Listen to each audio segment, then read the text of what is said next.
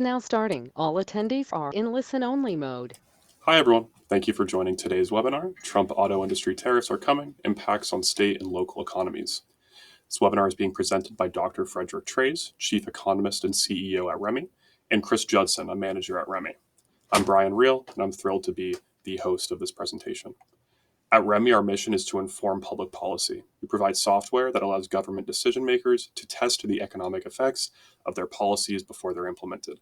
We work in the fields of economic development, tax, transportation, energy and environment, equity, and more. If you have any questions about REMI specifically, I encourage you to reach out to us at info@remi.com, and I would gladly connect you with the appropriate member of our team. If at any point during this presentation you have a question, I encourage you to enter that into the question box. Time permitting, I will moderate these questions to Fred and Chris. And if we don't have the time to get to your question, we'll be sure to reach out individually. So we'll be in touch. I also want to remind everyone that shortly after the presentation concludes, a copy of the slides and a presentation, or the recording of the presentation, will be sent to you through email. If there's any charts or graphs or anything that are a little too small during the webinar, I encourage you to use these resources to get a closer look at them. And then feel free to reach out to us afterwards if anything came up. Thank you again for everybody for joining, and take it away, Fred. Great, thank you so much, Brian, and thanks for joining us today. Tariffs. So nobody's thinking about tariffs. They're not in the news. So not a very interesting topic, but thanks for joining us anyway. But actually, tariffs have now become a very big issue, and the rollout yesterday of the tariff schedule shows that Trump is very serious about following through on his campaign promises to make tariffs a feature of U.S. economic policy. And we found this meme that's been circulating around the web, and it was a man who was just out taking a walk in recent days and saw this confrontation between a Canada goose and a bald eagle, which seems to be sort of the theme for the time. And the end result, it was a draw, but it also sort of illustrates not only is this economic policy, but this is about the U.S. role in the affairs of the world in general, not only economic, but also in terms of the global system that we now have. And so we're going to be looking really. It's about the analysis of the effect of tariff policies on state and local economies. So that's what we're here to talk about, to inform about. We have the REMI Multiregional US model, which is designed to be able to look at national policies and then how they impact regions of the U.S., where the national policy will cover the whole region, and then that will evaluate what the net effect is on one particular region.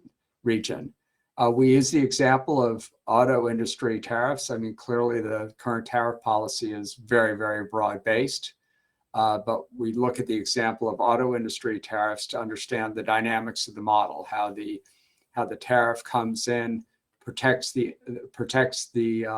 domestic industry, which sees job growth and competitiveness improvements, but will still then raise prices along the supply chain, raising consumer prices. So we'll be able to explore these dynamics in this presentation. We have a couple of additional tariff scenarios, some conclusions, and then we want to leave plenty of time for questions and answers to a very rapidly evolving issue. Next. So the narrative against tariffs, we've heard this a lot, is basically comparative advantage, going back to Ricardo, and participation is a trade in a win-win because countries produce what they're good at producing. And so Canada produces maple syrup, the US produces hospitality in Florida, and then it's a win-win. Canadians benefit from being able to visit Florida in the pleasant weather there. American consumers get to benefit by having real Canadian maple syrup on their pancakes. And a narrative against tariffs would be, okay, well, take a look at the stock market and the probability of recession, which sort of at first blush, the announcement of tariffs against other countries does not seem to have improved the economic outlook for the United States. There's also an argument that countries will increase tariffs in response to the Trump tariffs. I think Canada's just announced that they will be imposing a 25% tariff against US automobiles. And you lose that comparative advantage, you lower global economic efficiency and hurting US exporters if there's retaliation. There's also unintended consequences. Basically, the idea is we want to protect American jobs. We want to protect against competition from importers, but it might have an unintended consequence. And like sort of ingrained in economists, like historical perspective, is the Smoot-Hawley tariffs in the 1930s, which were initiated at the beginning of the Great Depression, when there were a lot of job losses, and the intent was to like protect American jobs from international competition. But instead, the tariffs and the sort of the widespread worldwide adoption of tariffs and exacerbated the Great Depression and led to US job losses. International trade, not only because of tariffs, but also because of the sinking into depression, declined by 65% from 1929 to 1934. Trade war also disrupts the global order and has implications in terms of foreign relations. And tariffs also come in as a consumer price increase. They're a tax, and that tax goes right on to consumer prices. Increasing inflation, that's a pressing economic concern. And if inflation goes up or fails to mitigate, that reduces the capacity of the Federal Reserve to maintain full employment. So if you end up in a situation where tariffs begin to like erode business confidence, begin to get us into a recession, normally the Fed will just go in and cut interest rates to bring the economy back up to full employment. But in a time of like high inflation and even expanding inflation, the Federal Reserve may not really be in a position where it can sort of come in, cut interest rates to save the day if we start slipping into recession. So that's the doom and gloom narrative against tariffs. The next slide, Chris. They're supposed to either protect a mature industry, like let's say textiles would be one, or an infant industry, like there's the emerging US EV industry. And let's say we want to like develop that industry of the future. So tariffs could protect, let's say, against like BYD, electric vehicles, swamping domestic production when we're trying to encourage that industry. Tariffs also raise revenue, which could be quite substantial. The 3.8 trillion in imports is a good portion of that is services. There's still about 3 trillion of goods imports. So if you tax 3 billion at 30%, and in static terms, that would raise $1 trillion annually. So it is a form of revenue. And then there's also national security industry. For example, the Bipartisan CHIPS Act was more subsidies rather than incentives, but the reason for government intervention was justified by wanting to have US self-sufficiency in chip manufacturers, so we're not subject to like any disruption of imports. Now, the narrative for tariffs, and it's really been something I've heard quite a bit throughout the years about, like, what's the nature of the U.S. economy? Can we have an economy that's just services, lawyers, nurses, cooks, design, and engineering, without having a broad-based economy, including manufacture? Like, for example, the argument that if Oakland County, Michigan, is like solely focused on automotive design and engineering, will that really be viable if you don't have the whole manufacturing ecosystem with production actually occurring in the United States to be viable? There's also a long history of what may be called unfair trade practices. For example, U.S. firms essentially not allowed to enter the China or have access to the China market unless they transferred key technologies to China. And then that may be something that's to the individual advantage of a company to be able to say, okay, we'll license our technology to Chinese firms in order to participate in the Chinese economy. But then the U.S. has basically given away a lot of its intellectual property to other countries, and the result has been losing technological advantage. Another argument is that free trade's great, you have comparative advantage, but it only really works if it's reciprocal. So if we're freely importing from other countries, but then the U.S.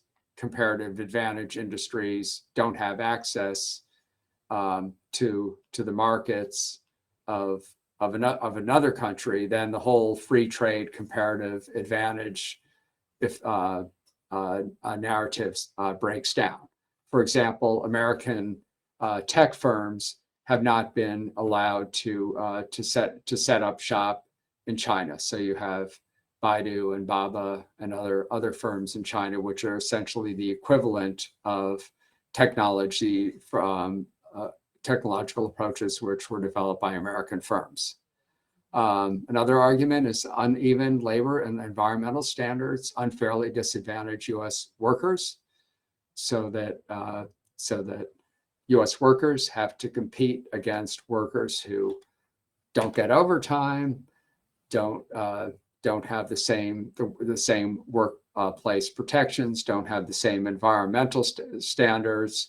So just opening up markets freely puts U.S. workers at a disadvantage, because we expect to have higher standards for worker and environmental treatment in the U.S.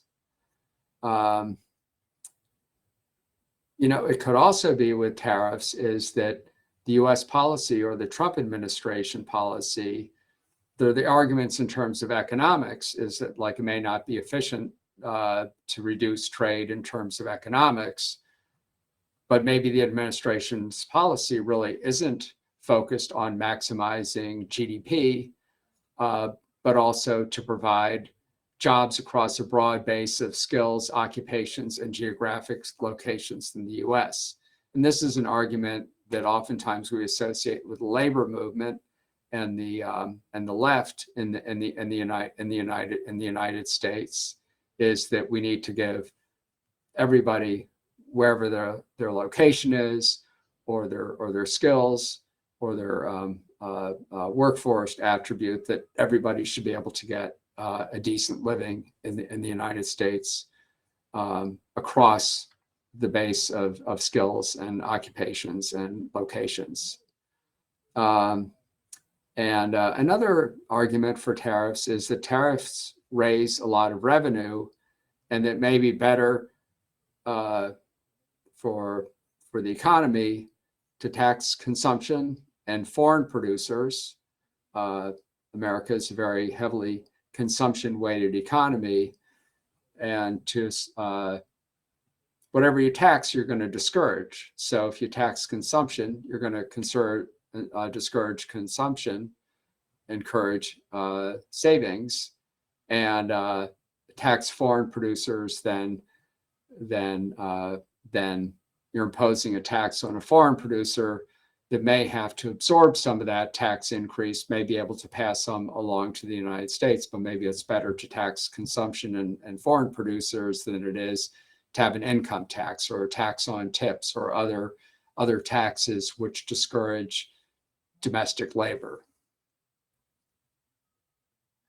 And then I'll do this a little quickly so we can get to the meat of the presentation. But we should note with tariffs, it looks like the trade deficit is because we need tariffs to lower the trade deficit. But there in the income and product accounts there are two accounts. There's the trade account and then there's the capital account. And basically, if we put all this together, income is equal to consumption, investment, government spending, plus net exports. Another way to calculate national income is income can either be used for consumption or savings. So if you equate those two equations and then simplify, and then we'll make this heroic assumption that savings is equal to investment. Obviously, perhaps investment's a little bit more than savings, but let's just assume they're equal. Then the trade deficit, so I'm at the third line from the bottom, imports minus exports is equal to your budget deficit. So that you have these dual deficits, and when you have a budget deficit and foreigners are willing to buy treasury bills and other U.S. investments, so capital is flowing into the United States. The way that's paid for is that trade deficit. That money from the trade deficit is then recycled to finance the government deficit. So one of the fundamental reasons that we have a trade imbalance is because American savings rate is low. So we need to bring in dollars from overseas for investment and for budget deficits, and that another reason for the trade deficit is that we do have government deficits. So we're not able to fully finance our government expenditures internally. And then just an historical example of this is when the budget deficit increased in the 1980s, that raised the value of the US dollar. There were very attractive interest rates that brought in a lot of capital from the rest of the world, but then that higher US dollar made it more difficult for US manufacturers to compete internationally. So you had a hollowing out of manufacturing in the Midwest because of deficit spending, higher dollar, which then reduced international competitiveness. So that's sort of the big overview of tariffs. And I think we should jump right back in here to Chris and looking at the REMI Multiregional US model and how this can be run with various scenarios to look at the implications of tariffs on state and local economies. Thank you, Fred. So this is where the multi-region U.S. REMI model comes into play. For those of you who've joined us today, some of you have a multi-U.S. region, some of you don't. Maybe some of you are new to REMI. The idea is this MRUS model. It's more than just sort of like a standard additional region, but this allows the user to understand the interactions between the states and regions. And so for something like a tariff, you can't treat this like a state is an island, so to speak, right? This is impacting all of the United States. It has implications on, labor flows and trade flows. It'll impact different, state regional economies in different ways. And so by using this additional regional capability, you gain the ability to model some of these more complex issues that are, again, affecting the nation, not just the regional economy. And then you can also see, well, if you impact the regional economy, what are the implications for the nation?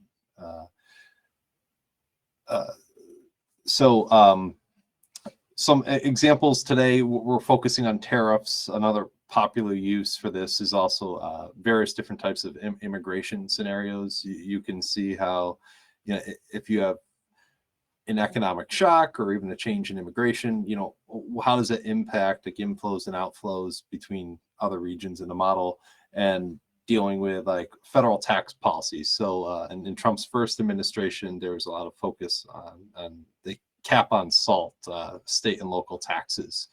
You could also look at it, things like minimum wage, that you need to look at some of the relative cost changes, not just the absolute cost changes to a given region, but what is the relative change, compared to their neighboring states, rest of the nation. You can use foreign import costs for import tariffs. That's going to be the primary focus of today's scenarios. You can also run a variable called foreign export costs as we start to see more nations potentially ramping up retaliatory tariffs. But there are policy variables in the model that handle both of these types of phenomenon. Lastly, it'll capture these interrelations, between a given state or multiple states, multiple regions, and rest of the nation. So for our first scenario today, we're looking at the economic impacts of what if we were to impose a tariff on automobile manufacturing. So for today, we kept it broad. It's automobile manufacturing, related parts, everything in the automobile manufacturing space, all imports coming into the U.S. We did not assume a retaliatory effect. We ran this as both Keynesian and anticipatory Fed. Keynesian is the default model closure response. So it does not automatically assume the Federal Reserve will perhaps step in and change interest rates. Or the anticipatory Fed is this kind of hypothetical world that what if there is no change on employment at the national level. So it assumes we're at full employment or NARU, and then the Fed will come in and change interest rates as needed to maintain that current level of employment.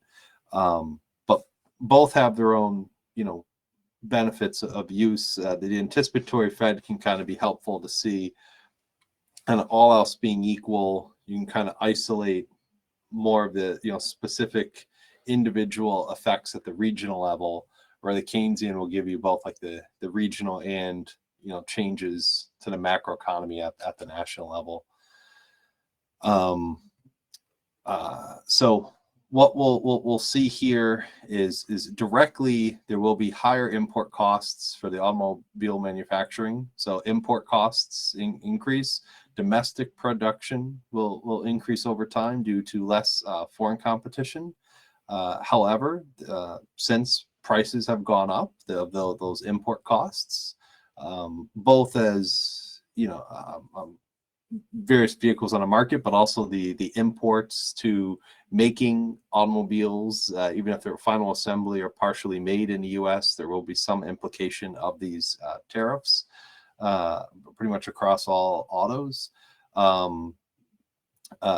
We'll see how that can impact the demand for these prices. As costs go up, we can see how that can impact consumer prices and industry investment. And then there are winners and losers with various types of policy scenarios, right? So we may see some industries that are relatively better off, and others that did not receive this relative competitive advantage due to these tariffs might be relatively worse off. But overall, in this given scenario, that macroeconomic impacts are perceived to be a net negative overall effect. And again, we're going to go into this in greater detail. And then the anticipatory Fed, again, at the national level, we're not going to see much of a change in employment. It's a bit, we see some changes in output and production as this is going to show more of a shift towards lower wage, maybe lower productivity industries, maybe be that, let's say, retail, for example, and maybe you have a shift towards manufacturing to fill that void. But again, this does assume full employment, so you won't see any changes at the national level, but you will see shifts at the lower regional level. I think with that being said, we can go ahead and jump into the demo.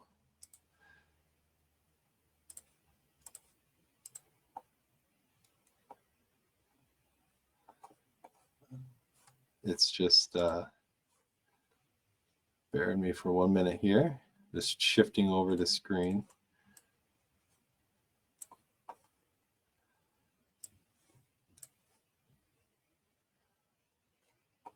There we go.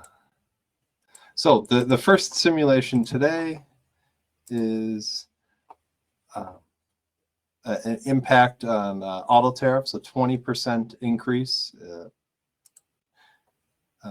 We purposely didn't select 25%. There it would be some fine tuning that would go on with some scenarios that may intend to more precisely reflect, most current policy-making decisions. So for demonstrative purposes today, we used a 20% tariff. So the REMI model does have a baseline data going back to 2001 and forecasting out to 2060, but we do have concepts for what are our imports and exports with rest of world. So this effectively took the imports from rest of world, and that percentage change would be relative to that total amount of the baseline imports from rest of world, and that applied that's the assumed cost increase would be 20% of the imports of automobile manufacturing from rest of world. Again, an actual specific analysis may have some greater level of refinement. So from a high level perspective, no surprise. And again, this is just the auto tariffs in this scenario. This is not tariffs on all industries. But the national economy is relatively worse off. We're saying about a 0.3% loss in employment, and you will see these impacts over a 5-year period, in part to show you some of the dynamicism of the model. So you note that like your year 1 impact is greater than your year 2 impact. You see by year 3, if anything, things are still relatively negative, but they're less negative than they were before. There's some industry clustering and shifts that will occur over time. But I think this shows a great, good understanding. So in the year 1 impact, what our model would assume is the industries that have very strong automobile supply chains, perhaps not surprisingly, but the model would estimate that they're relatively better off, at least with this concept. If we look at it in terms of employment output, if you can see, it's actually a darker shade of blue. That's manufacturing is very capital intensive. A lot of these manufacturing sectors and subsectors have over $1 million in output per worker. So you can still see, Michigan, Indiana, somewhat Kentucky, larger benefactors of this. It looks like we're saying Ohio might be slightly negative. Alabama, some of the other southeastern states. But the majority of the states in this hypothetical scenario would be perceived to be slightly worse off. Now we can maybe jump to 2029. You can see over time, although the majority of the states are still net negative, it begins to lessen. And it'd be curious to see if you ran it out even further through time. But yeah, the model does not automatically assume in year one that we have these new manufacturers that pop up and can ramp up production. It takes place over several years. And then we can go in and say, okay, well, let's look at like, well, what are the types of jobs that are, who's worse off, who's better off. So not surprisingly, a lot of the employment within the automobile manufacturing space, they're the biggest benefactors, and a primary metal manufacturing is estimated to go up as well. And this did not include any tariffs on aluminum and steel production, which have recently been enacted. So it'd be interesting to see if anything, maybe they would be, greater impacts than what are shown here. And then after that, pretty much all industries to varying degrees are slightly worse off. Some of the greatest hit industries now, if we were to flip this around and say what are the most greatly affected industries, construction. This is another interesting one that you see by year 2, year 3, they seem to be a bit, over 1.5%, almost a 1.5% loss in employment, but that does taper off somewhat in the long run as there might be some assumptions in new capital investment, building of factories in shifts. But a lot of this is tied to the induced spending. So if there's less disposable income to go around, maybe people won't buy that new house, or they won't make that home renovation. And construction gets hit also by all the other industries that have demand for construction services. We can break these out by component, by demand. And then some of these other industries actually like support activities for mining, where they're like heavily dependent on like heavy machinery, automobile manufacturing.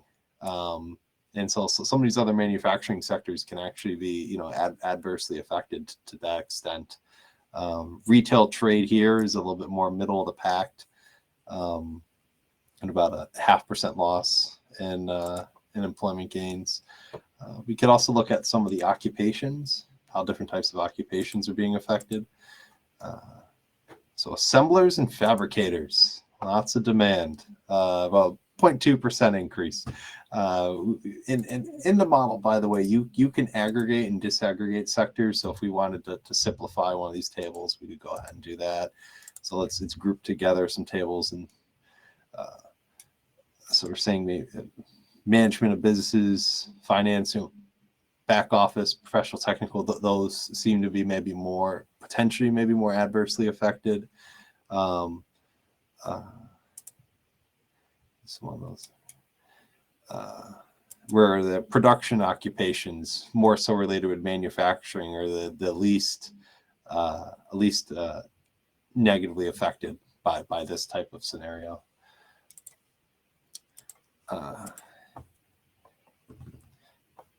And then just bear with me, it's a big model. We can also take a look at the cost changes. So about a 0.1% increase in personal consumption expenditures. That's overall, right? But now we can go in and say, okay, well, what do we think this may mean for the commodities, right? So new motor vehicles, saying about 1.6% increase in the cost of new autos. And again, it's interesting. Year 1 is the greatest effect, and then the outer years that does taper off somewhat, as it's assumed that there might be some more domestic production, but not that large of an effect in terms of a cost reduction as we scale up domestically. But there are ripple effects across a lot of these other commodities because of their intermediate input costs have also gone up. And now we can look at this from an anticipatory Fed perspective.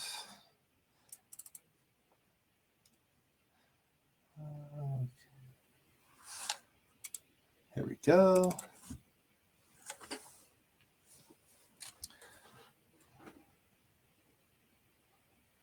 And just while this is loading, remind everyone, please feel free to submit questions through the questions window, and we'll gladly answer them at the conclusion of our presentation. But we welcome open dialogue.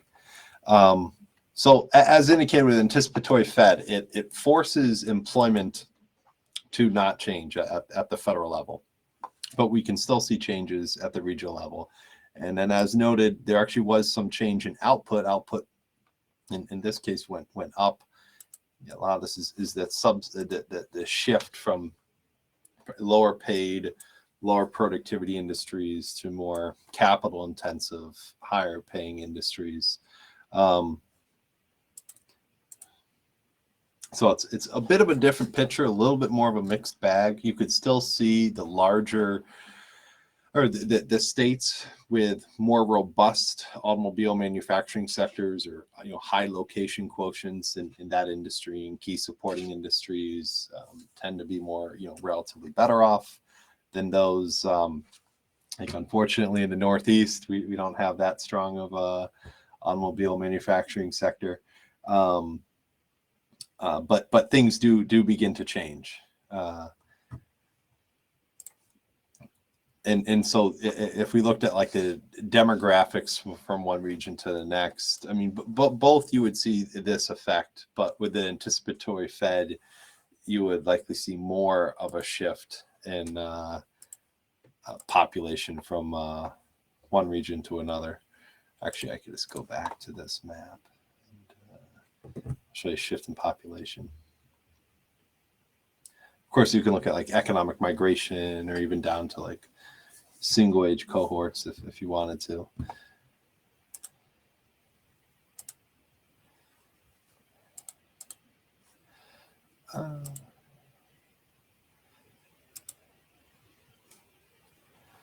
So not surprisingly, the population shifts tend to reflect where the job gains are associated to go.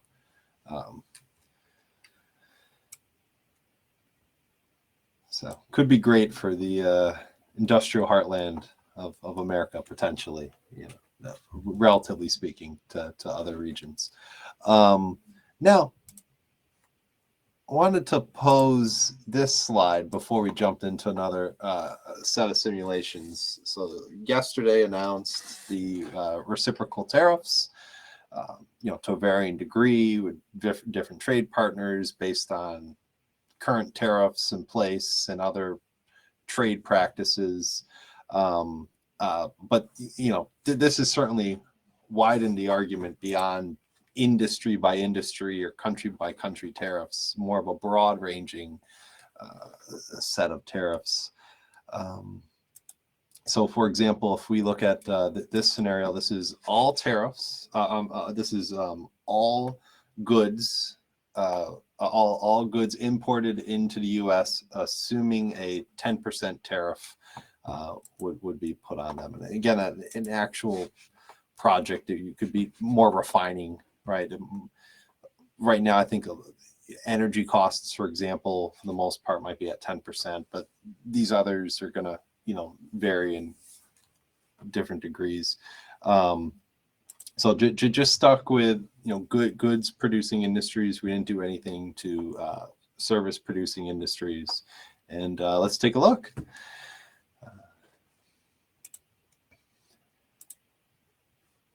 I do want to emphasize that the purposes of our presentation today is to help better demonstrate how you can use the REMI tool and the MRUS model to analyze these types of policies. It's not intended to be a direct reflection on recent policy. So in this case, I just jump forward to, or I can hit the button. We can see how it changes over time. But for first year of the assumed effect, 2025, all states are relatively worse off in this case. Some more so than others, interesting enough. And this is from differences. So a state like Texas, and it still could be affected as a large impact in terms of percentage change. But it's a large economy, right? So you're going to have like the Texas, California, Florida sometimes show up. Florida, and we can go into it a bit more, but they're actually strongly affected because of the decrease in disposable personal income. You think like less vacations and what have you. It's I mean, there is manufacturing in Florida, but it's kind of interesting. You could see, for example, Hawaii's up here as well. We're 2.5%, almost 2.6% reduction in employment in Hawaii. So it's a bit more of a mixed bag since we're applying it to all goods, but it to some extent, what's interesting is it's not necessarily affecting. There is some relative benefits to the industries with large, robust, manufacturing supply chains. So like, Michigan, we're saying is maybe 1.2% loss in employment, whereas, maybe a state with not a great deal of amount of manufacturing. Everything is going to be imported either from rest of U.S. or rest of world. Over 2.6% loss in employment. So that's something to bear in mind.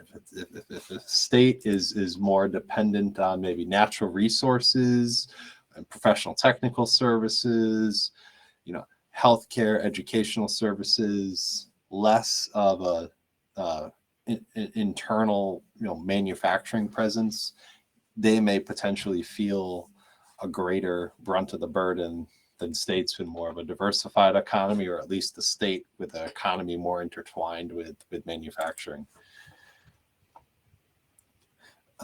So now we can go into this and look at this. Last time we do a lot of percentage changes. Maybe this time we can do an actual jobs. But computer product manufacturing, especially when you look at like all the intermediate components that are critical in that.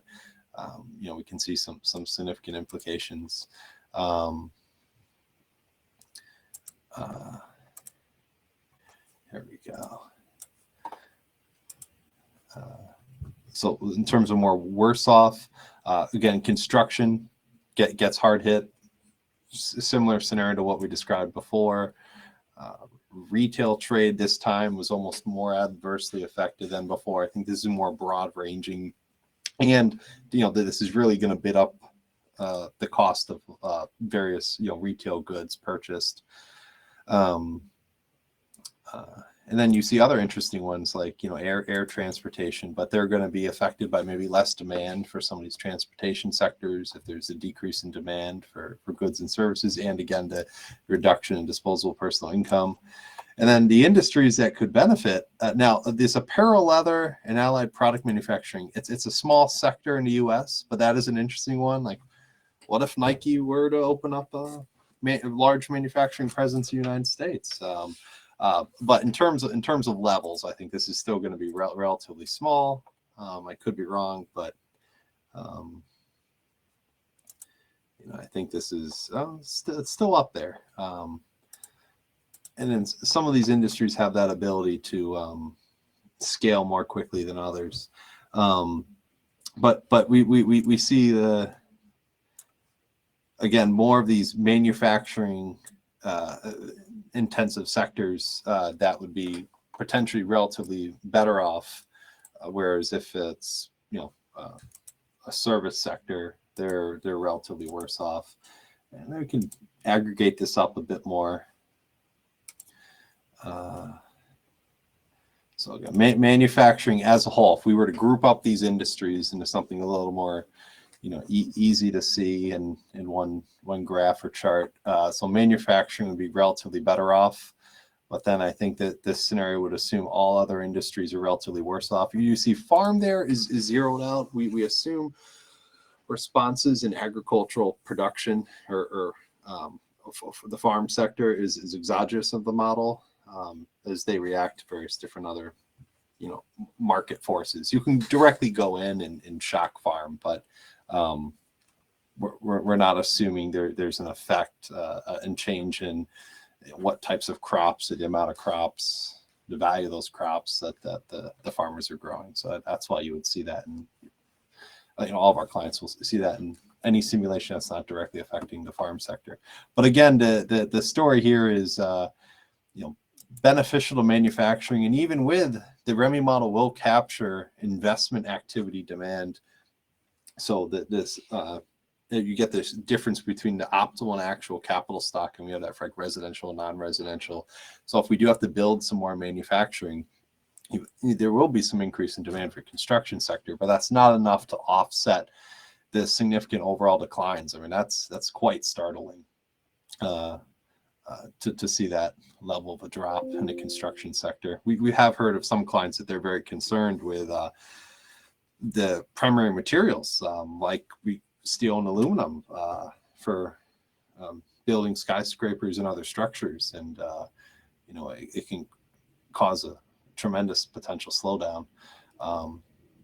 So bit of a mixed bag, but that's the overall idea. And then in anticipatory Fed, just to show you this as well, again, assuming zero net overall impact on employment at the federal level, but will allow you to kind of better isolate some of these industry shifts. And if we had that hypothetical scenario that the Fed's actually quickly, significantly reduced the Fed's fund rate to try and offset this inflationary pressure from the tariffs as best as possible. I'll look at this from a percentage change. So that's interesting, from an anticipatory Fed, even as percentage change, because there is a lot of manufacturing in California, but we get a bit of a different mixed bag here.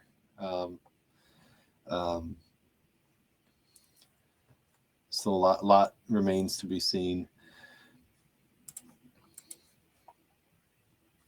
So with that being said, I think it'd be good just to wrap up, and we'd love to turn it over to questions to the audience. Trump has levied tariffs. Who knows what the future will hold? Seems like many of these tariffs might be here to stay for some time, but we believe it's important for states, regional governments to analyze these types of issues. We're supporting some clients as they look at what this might mean for the fiscal implications for their state, economic implications, dealing with other various types of federal policy changes, including maybe shifts in grant funding and educational funding. And having a rest of US model is helpful for best accurately modeling these types of effects, like a tariff. I think in our model you can't really fully capture that effect without having the rest of US region. And then also just to show, like, hey, okay, well, this is the impact on our state, but that does have implications on the national economy as well, and just to better understand the importance of these varying states and what it means to the nation. So thank you everyone for attending today. With that being said, Brian, if you could tell us the first question. Awesome. Yeah, thank you so much, Chris and Fred, for the great presentation. I also want to thank everybody who attended today's webinar. Like Chris just mentioned, shortly we'll be getting into the Q&A portion of the presentation. We've already received a couple great questions so far, so please keep them coming. And also I want to remind everybody that we're going to be sending out the slides and the recording of this presentation shortly after it concludes. So keep your eye out for an email from us for that. So the first question is, how long will it take for the tariffs to bring back manufacturing? Let's say in the short run, you've got to think like the BMW factories are going to be running around the clock if BMWs imported from Europe are going to be more expensive. So I think there is a fair amount of capacity in U.S. manufacturing to ramp up production in specific areas. if you want to get through the hump of like firms making the decision to invest in a new factory because of tariffs, we're not quite at that point where this is the new trade regime and the firms would anticipate this is the trade regime for the indefinite future, like for decades in advance. If you're gonna build a new facility, especially since these tariffs are done by executive order rather than congressional legislation. So, you know, I'd say a mixed bag. There's some industries like auto manufacturing where there's probably some capacity in current factories to ramp up production, 24-hour shifts and this sort of thing. For other industries such as footwear, there's no real, essentially there's very little domestic manufacturing capability for that, and there's the wage difference and the cost difference is like vastly different between here and Burma, right, or Vietnam. So that I would suggest other industries really would be very slow to reshore production, but you still have the effect. Footwear from overseas is more expensive. There'll be consumer elasticity, price elasticity response. Buy a new pair of sneakers, every 2 years instead of every 6 months, and then a shift towards domestic manufacturing may take slower for like really long-term effects. Great. Thank you, Fred. We received another question that did you or could you evaluate how tariffs affect individuals of different income groups differently to see if the middle class of a specific region grows from tariffs? We did look at that before in a previous scenario, and let's say in Michigan, looking at and I think it's sort of the second highest quintile may have seen some benefits. It's not quite the narrative of this is a huge boost to the middle income quintile, which certainly manufacturing would be in that area. But then there are a lot of other middle income jobs like nursing and school teachers and other construction we were talking about, which is hurt by sort of a contractionary economy. So, and those occupations won't really see any benefits of the protection, but then they'll see the price increases that come through tariffs. So, so bottom line, it's not like, oh, this is like a slam dunk for like middle income Americans. It's a mixed bag. Great. Thank you, Fred. The next question we received is, did you model the spend from tariff revenues? What is the size of the spend? We did not. With our tax PI model, you can capture the fiscal impacts and run various scenarios on how that could affect the national economy. We would assume that maybe this is just going towards decreasing the national deficit. Yeah, and again, I'll say in a previous scenario that I ran is we did take the revenues and sort of recycle that through increased government spending, which sort of reduced some of those effects, but it didn't overcome them.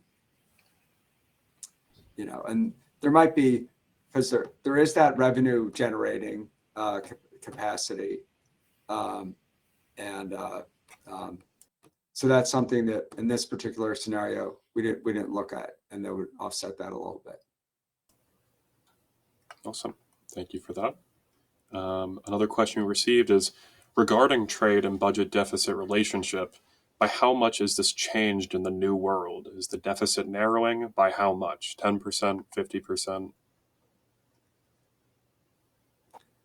It's a great question. We can actually look at that.